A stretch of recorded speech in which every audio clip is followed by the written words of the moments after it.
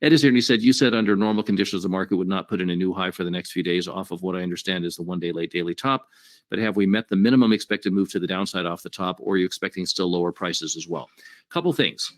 As I said earlier, and I can't go into all the detail, but all rallies for the next couple of days anyway, or today and tomorrow anyway, are considered rallies in an existing downtrend.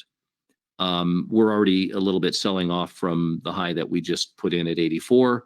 I told everybody in the meeting today, if they don't touch 85, if you don't see an 85 or worst case 86, they're still really weak. And that's a tool or a principle that I use a lot, that price has variability to it that time does not have.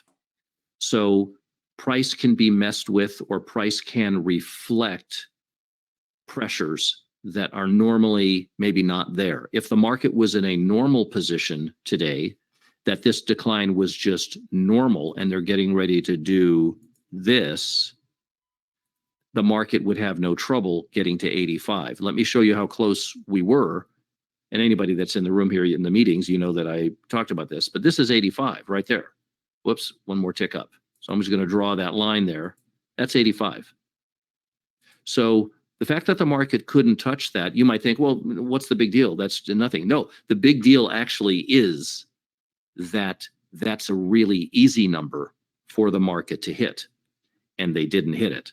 Now, that means that temporarily the market's in a much weaker position, and that there is a force pushing down on the market even while it's rallying.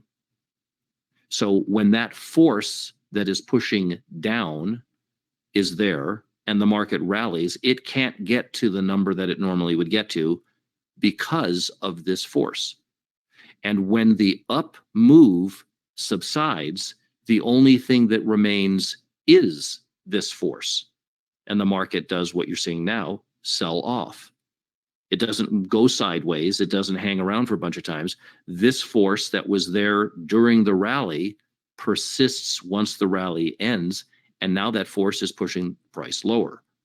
So it's a very important, for me, that's a very important way to internalize what markets are doing when they can't reach important, easy to reach levels. And the truth, the deeper truth may be different than as I'm describing it, right? Because I don't know everything. But this has stood the test of time as a very valuable way to recognize inherent weakness in a market.